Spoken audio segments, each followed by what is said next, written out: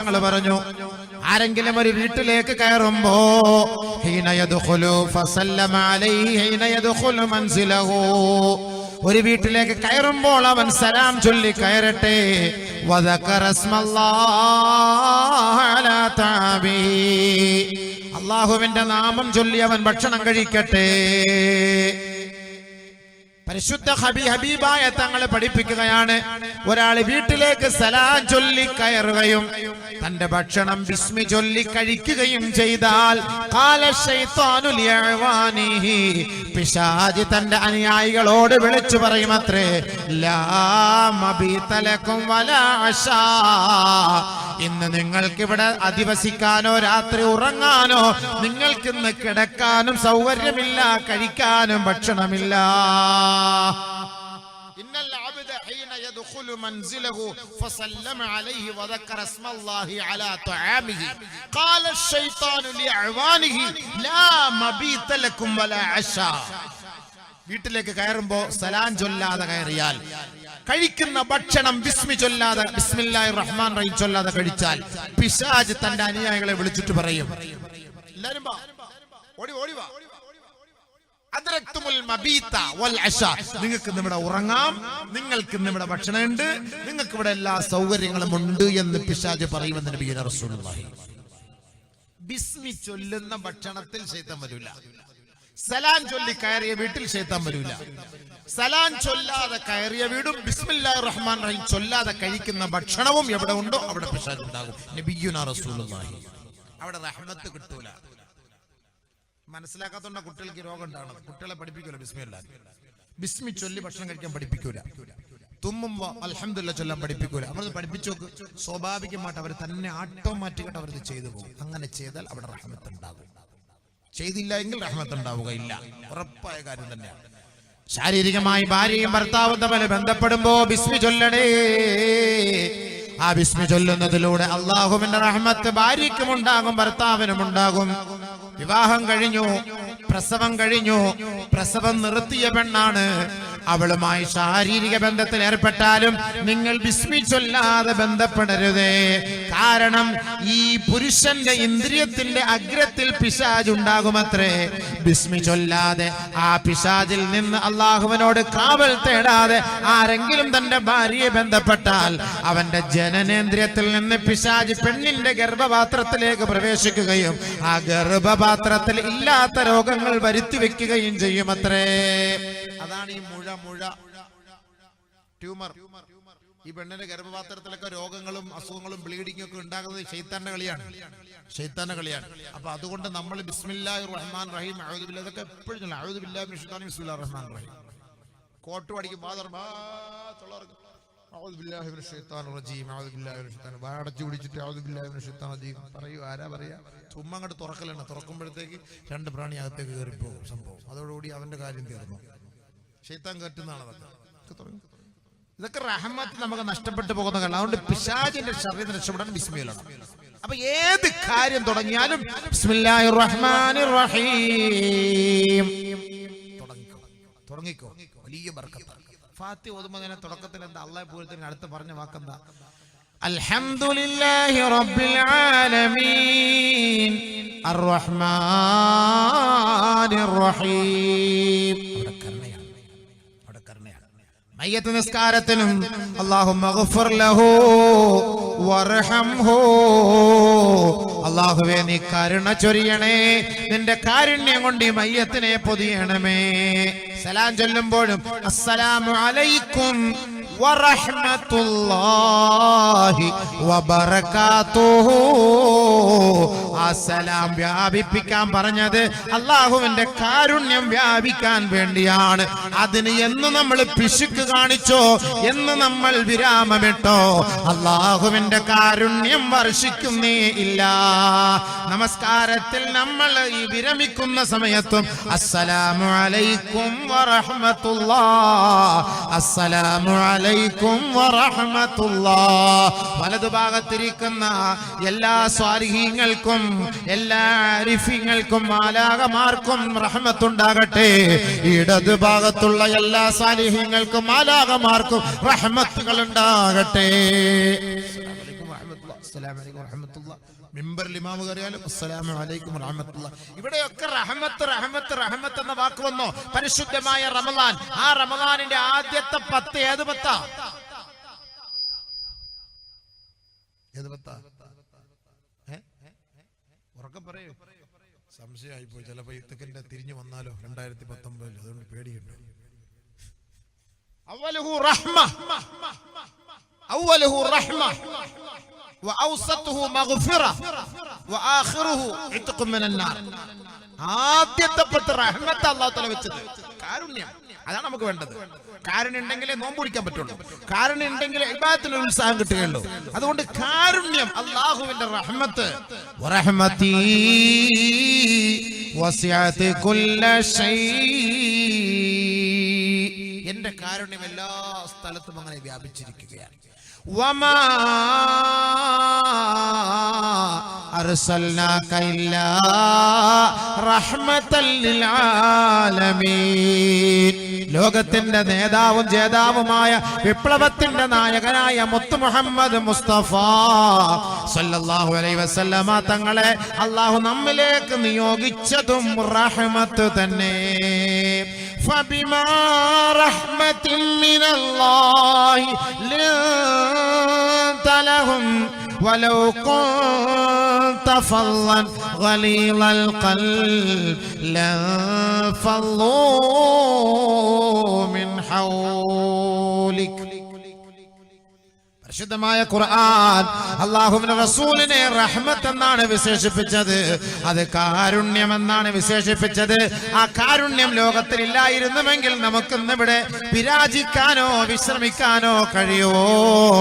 അല്ലാഹുവിന്റെ റസൂലേ, അങ്ങയുടെ കരുണ കൊണ്ടല്ലയോ ഇന്ന് ലോകം വ്യാപിച്ചത്. ജനങ്ങൾ അങ്ങയുടെ അരികിലേക്ക് അടുത്തു വരുന്നതും അങ്ങയുമായുള്ള സൗഹാർദ്ദം നിലനിർത്തുന്നതും അങ്ങയുടെ സംസാരത്തിൽ ഉണ്ടാകുന്ന കരുണയുടെ പേരിലാണ്. അങ്ങയുടെ ജീവിതത്തിലെ കരുണയുടെ സ്വഭാവത്തിന്റെ പേരിലാണ്. അല്ലാഹുവിന്റെ റസൂല് കുഞ്ഞുമക്കളോട് കരുണ കാട്ടിയിട്ടില്ലേ? മൃഗങ്ങളോട് കരുണ കാട്ടിയില്ലേ? ഒരിക്കൽ ഹുസൈൻ റളിയല്ലാഹു അൻഹുവിനെ എടുത്ത് അല്ലാഹുവിന്റെ റസൂല് തോളിൽ വെച്ചിട്ട് നടന്നു പോവുകയാ. അല്ലാഹുവിന്റെ റസൂല് പറഞ്ഞു, യാ അല്ലാഹ്, ഇലാഹി, എന്റെ പടച്ചവനെ, ഇന്നി ഉഹിബ്ബുഹു ഫഹിബ്ബഹു. ഈ അഹ്ലു ബൈത്തിനെ ഞാൻ ഇഷ്ടപ്പെടുന്നു അല്ലാ, നീയും അതുപോലെ ഇഷ്ടപ്പെടണമേ അല്ലാ. ഇഷ്ടപ്പെടണേ, മനസ്സിലായില്ലേ? എടുത്ത് വെച്ചിട്ട് പറഞ്ഞ വാക്കാ, ഞാൻ ഇവനെ ഇഷ്ടപ്പെടുന്നു, നീ ഇഷ്ടപ്പെടണേ അല്ലാ. മനസ്സിലായില്ലേ? ബഹുമാനമുള്ള സഹോദരങ്ങൾ, നമ്മൾ ഇതൊക്കെ മനസ്സിലാക്കണം. അള്ളാന്റെ കരുണ എന്ന് പറഞ്ഞ വെറുതെ അല്ല, അത് വിശാലാണ്. അള്ളാഹുവിന്റെ കാരുണ്യം വളരെ വിശാലമാണ്. അതുകൊണ്ടാണ് 99 കരുണ അള്ളാഹ് നമുക്ക് വേണ്ടി മാറ്റിവെച്ചു. ആഖിറത്തിൽ നമുക്ക് അള്ളാഹു പാപമോചനം നൽകി സ്വർഗത്തിൽ പ്രവേശിപ്പിക്കാൻ വേണ്ടി അള്ളാഹു 99 നന്മ റഹ്മത്ത് അള്ളാഹ് ഒരുക്കി വെച്ചിരിക്കുകയാണ്. നിങ്ങൾ കരുതുന്നുണ്ടോ നിങ്ങളുടെ ഇബാദത്ത് കൊണ്ട് സ്വർഗത്തിൽ പോകാൻ? ഒരൊറ്റ അതിഥിയോട് പറഞ്ഞാൽ നിർത്തണം. നബിയുനാ റസൂലുള്ളാഹി സ്വല്ലല്ലാഹു അലൈഹി വസല്ലമ തങ്ങളെ സ്വഹാബാക്കൾ ഒരിക്കൽ പറയുകയാണ്, ഖാരിബൂ വസദ്ദിദൂ. എല്ലാവരും ഇബാദത്തിൽ മിതത്വം പാലിക്കണേ. വ്യഗ്രതയോടെ സൂക്ഷ്മതയോടുകൂടി പരിശുദ്ധമായ ഇബാദത്തുകളെ നിങ്ങൾ നിലനിർത്തണമേ. വഅലമൂ ലയൻജു അഹദുകും. നിങ്ങളാരും നാളെ രക്ഷപ്പെടുകയില്ല. ബിഅമലിഹി, തന്റെ കർമ്മങ്ങൾ കൊണ്ട്. ഇല്ലാ അയ്യതഗമ്മദഹുല്ലാഹു ബിറഹ്മത്തിൻ മിൻഹു വഫളലിൻ.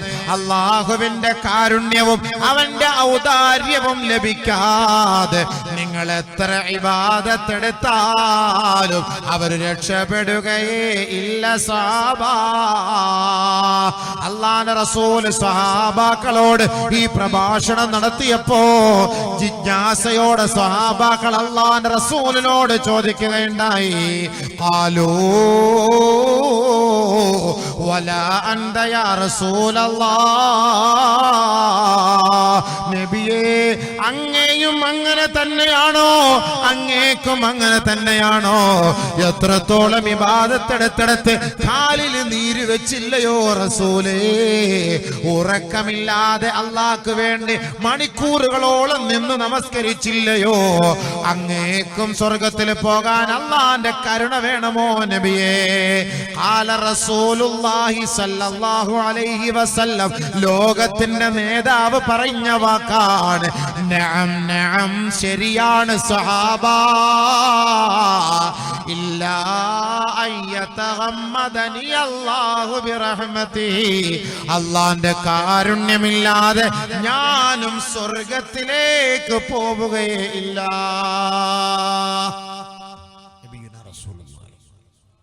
അള്ളാന്റെ റസൂൽ സ്വർഗ്ഗത്തിൽ പോകണമെങ്കിൽ അള്ളാന്റെ കരുണ വേണം. അതാണ് നബിതങ്ങൾ പറഞ്ഞ വാക്ക്. സഹീഹ് മുസ്ലിം, സഹീഹ് മുസ്ലിം, ലൻ യൻജു അഹദും മിൻകും, നിങ്ങളിൽ ആരും സ്വർഗ്ഗത്തിൽ പോവില്ല ഇല്ല അയ്യതഗമ്മദഹു അല്ലാഹു ബിറഹ്മതിഹി, അള്ളാന്റെ കാരുണ്യമില്ലാതെ സ്വർഗ്ഗത്തിൽ പോവില്ല. നമ്മൾ വിചാരിക്കും നമ്മൾ നിസ്കരിക്കുന്നുണ്ട്, നമ്മൾ ദുആ ചെയ്യുന്നുണ്ട്, നമ്മൾ വാഅദ് കേൾക്കുന്നുണ്ട്, തഹജ്ജുദ് നിസ്കരിക്കുന്നുണ്ട്.